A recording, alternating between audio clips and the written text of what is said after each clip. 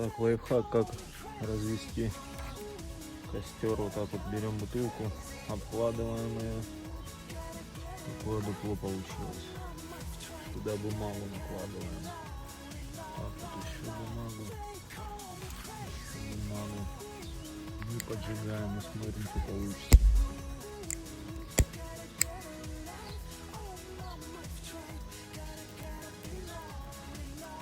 Готовим на наших углях вот такую красоту. Вот такие шашлычки получились. Шея на кости.